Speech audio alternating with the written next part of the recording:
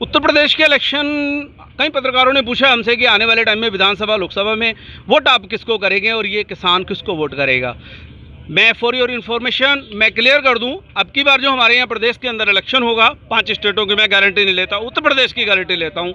अब की बार इलेक्शन होगा वेंटिलेटर के ऊपर, बेड के ऊपर, ऑक्सीजन के ऊपर और ख़ास तौर से उन लोगों के ऊपर जो अपने जीवन काल के अंतिम सांस में भी हम उनको सांस नहीं दे पाए।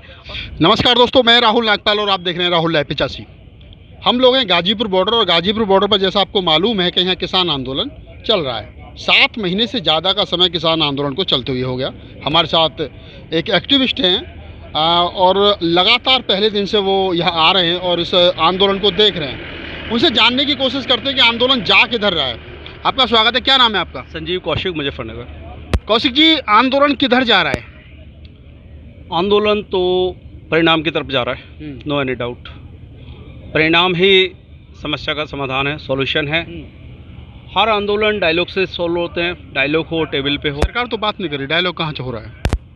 सरकार ने बात करी है। एक्चुअली सरकार डे वन से कंफ्यूज है, भ्रमित है और गुमान में जी रही है। उसी का परिणाम है कि आंदोलन जो 1 महीना 10 दिन या 15 दिन में निकल जाना चाहिए था, क्लियर हो जाना चाहिए था, वो 7 महीने चल गया। क्यों? गवर्नमेंट डे वन से, मैं एक्चुअली कई चैनलों के माध्यम से ये बात क्लियर कर चुका हूँ, गवर्नमेंट कंफ्यूज भी है और डिस्टर्ब भी है और प्री प्लानिंग जो लंबा आंदोलन खींचने के मूड में गवर्नमेंट है, उसी का परिणाम बंगाल में आया। बिहार में भी बेहतरीन परिणाम आता, लेकिन वो रातों रात लोकतंत्र की हत्या हुई है, उसका परिणाम नेगेटिव आया। बट गवर्नमेंट बड़े अफसोस के साथ कहना पड़ रहा है कि भाजपा और आरएसएस के जो थिंक टैंक है, उनके भी दिमाग का इस्तेमाल नहीं कर पा रही है सरकार के लोग। आप कह रहे हैं कि वो थिंक टैंक जो है सरकार का, वो दिमाग उनका काम नहीं कर रहा है। मतलब वो तो अड़ियल रुख अपने बैठे हैं, किसी को बात करनी है करो, मत नहीं करनी है मत करो। उन तो कह रखा ठीक है बिल वापस नहीं होंगे, आप वैसे बात करना चाहते हो तो कर सकते हो। इधर राकेश टिकैत कह रहे हैं कि जब तक बिल वापसी नहीं तब तक घर वापसी नहीं, तो रास्ता क्या निकल रहा है? देखिए, आरएसएस और भाजपा के जो थिंक टैंक हैं वो अपने दिमाग का सदुपयोग करना चाहते हैं, परंतु मोदी जी हठधर्मिता का परिचय दे रहे हैं भयंकर तरीके से। और वो जो डायलॉग करने के लिए जिस टीम को भेजते हैं, उनको भी पावर नहीं है डिसीजन लेने की, जिसमें अमित शाह जी भी हैं, पीयूष गोयल जी भी हैं, तोमर जी भी हैं। बस नुमाइंदे वो भेज रहे हैं और कहने का मतलब ये है कि उन नुमाइंदों को पावर ही नहीं है डिसीजन लेने की। और जहाँ तक घर वापसी का प्रश्न है, तो डे वन से एक बात क्लियर है कि भाई बिल वापसी नहीं तो घर वापसी नहीं, कॉमन सी बात। आपको नहीं लग रहा कि आंदोलन हिंसक होता जा रहा है? जिस प्रकार से कल परसों यहाँ एक पार्षद के साथ में बता रहे हैं कि मतलब मारपीट हुई है बीजेपी के पार्षद के साथ में, कौन ये रास्ता ठीक है क्या? कोई हिंसक नहीं है। देखिए, सरकार हरकतें कर रही है और घिनौनी हरकतें भी कर रही है, उसी का परिणाम 26 जनवरी को भी आया और ये कल भी घटनाएं घटी है। नंद किशोर जी भी एक दिन प्रदर्शन में इन्वॉल्व होने का उन्होंने प्रयास किया। तो कहने का मतलब ये है, सरकार तो डू एंड डाई करके गुगलियाँ फेंक रही है। किसी तरीके से किसान कुछ हरकतें करे, कोई लड़ाई झगड़ा करे, कुछ प्रोटेस्ट में बदतमीजी हो, बट ये है किसान जो है गांधीवादी तरीके से बैठा हुआ है। और क्योंकि झगड़े की बात ऐसी है, यदि झगड़ा इन्होंने करना होता तो 7 महीने नहीं गुजरते, 7 महीने में न जाने 70 झगड़े हो चुके होते।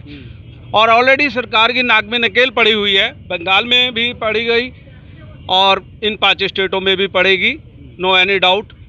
बट के प्रॉब्लम क्या है कि सरकार माननीय सुप्रीम कोर्ट को इन्वॉल्व करने के बावजूद भी और 11-12 दौरों की बात करने के बावजूद भी आज खुद जो है कंफ्यूज कंडीशन में खड़ी है कि हमने करना क्या है, डिसीजन क्या लेना है। कोर्ट कहता है, गवर्नमेंट कहती है 18 महीने के लिए होल्ड कर दो, गुगलियाँ फेंक रही है, कभी असली किसान कभी नकली किसान, ये सब करते करते ये 7 महीने बिता दिए इन्होंने। बढ़िया है, मोदी जी को इस चीज़ का आभास हो गया है, खास तौर से आरएसएस के थिंक टैंक को, कि आने वाले विधानसभा के और लोकसभा के इलेक्शन में बीजेपी का सुपड़ा साफ होने जा रहा है। लिहाजा वो फील्डिंग सेट करने पे लग गए हैं। उसी का परिणाम है कि ये किसी की दाढ़ी कटेगी। अब आप लोग भी समझदार हैं, हम भी समझदार हैं। देखिए, दाढ़ी इलेक्शन से पहले ही इनको याद आता है प्रदेश के अंदर ब्राह्मण कितने % हैं, ठाकुर कितने % हैं, ठीक है। उससे पहले इन्होंने कोई ब्राह्मणों की काउंटिंग नहीं करी। और जहाँ तक मेरी बात सुनिए, बड़ा अफसोस होता है आज के टाइम में कि हम हर इलेक्शन पिछले 70 सालों से किन मुद्दों पे लड़ रहे हैं। ये दलित है, ये SC है, ये ST है, ये ब्राह्मण है, ये ठाकुर है। That is wrong.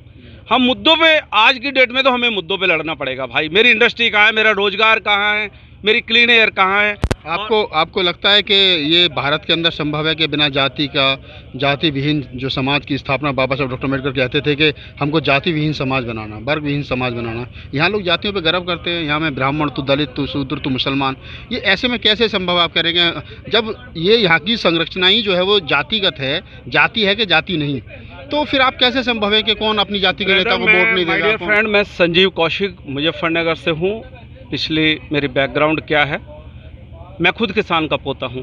बट मैं आपकी जानकारी में एक छोटी सी बात डाल दूँ कि जातिगत राजनीति और जातियों से ऊपर उठ के हमें देखना पड़ेगा, तभी हमारी कंट्री विश्व गुरु बन पाएगी। अदरवाइज आने वाले टाइम में भी हमारा टारगेट क्या हो जाएगा? ऑक्सीजन बेड, वेंटिलेटर और दवाइयों की ब्लैकिंग। किसान उत्तर प्रदेश में किसको वोट देगा इस बार? किसान तो वोट किसको करेगा? किसान उसको वोट करेगा जो किसानों के हित में बात करेगा, जो किसानों के फ्यूचर को देख के। बीजेपी से नाराज है, कांग्रेस है नहीं, सपा बसपा बची, किधर जाएगा? ऐसा कुछ नहीं है।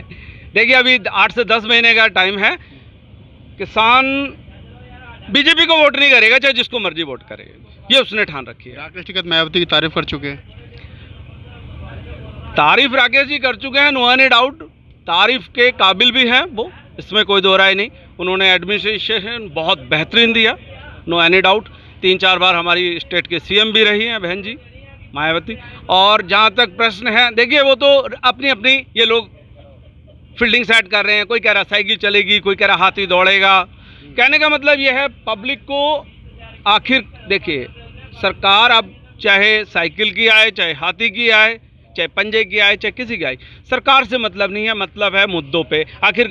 आखिरकार माय डियर फ्रेंड, हम कब 70 साल हमें शायद देश को आज़ाद हुए हो चुके, आखिरकार हम कब जागेंगे और कब बात करेंगे एजुकेशन के ऊपर, इंडस्ट्री के ऊपर, रोजगार के ऊपर, किसान के ऊपर कब बात करेंगे? या इन्हीं बातों पे मैं उलझे रहेंगे? 15 लाख आएगा जी, 2 करोड़ रोजगार दूंगा जी, मैं नाली बनवा दूंगा जी, मैं खड़ोंजे बनवा दूंगा जी। That is wrong. ये नहीं चलने का, अब किसी कीमत पे नहीं चलने का। मैं पिछले 6 महीने पहले एक डंके की चोट पे एक बात कही थी कई चैनलों पे कि आज किसान बैठा है 2 से 4, 3 से 6 महीने के अंदर बेरोजगार भी बैठेगा, और शायद फॉर योर इन्फॉर्मेशन बेरोजगार ऑन रोड है, वो भी मांग रहा है रोजगार और मांगेगा। ना तो किसानों को कुछ मिल रहा है, ना बेरोजगारों को कुछ मिल रहा है। मिल किसको क्या रहा है? देखिए, भाजपा का सुपड़ा साफ होने जा रहा है। पहले तो मैं आपको ढेर सारी शुभकामनाएं दे दूं एडवांस में, और अपने हिंदुस्तान के जो मेरे फॉलोअर हैं, जो सुनने वाले हैं, उनको भी मैं सचेत कर दूं कि आप प्लीज़, मैं अपनी तरफ से, ये मेरा ओपिनियन है, किसान BKU का या 40 संगठनों का है या नहीं, आई डोंट नो। आप किसी भी पार्टी को वोट करिए, बट उस पार्टी को आपने बिल्कुल वोट नहीं करना है जिसने मेरे अन्नदाता को 7 महीने धरती पे बैठाया है, गर्मी में तपाया है, लू में तड़पाया है, और बरसात में भिगोया है, और 3 डिग्री 4 डिग्री टेम्परेचर में कपकपाया है। चलो, थैंक यू। आप थे कौशिक जी, जो मुजफ्फरनगर से चल कर के यहाँ आए हैं, एक्टिविस्ट हैं। हमारा ये उद्देश्य था कि किसानों की बाइट बहुत ली जाती है, किसानों से बहुत बात की जाती है, लेकिन जो कुछ प्रबुद्ध लोग हैं जो इस आंदोलन को वाच कर रहे हैं, उनसे भी बात की जाए ताकि ये पता चल सके कि आंदोलन जा किधर रहा। मैं राहुल नागपाल, कैमरामैन CL बोध के साथ, गाजीपुर।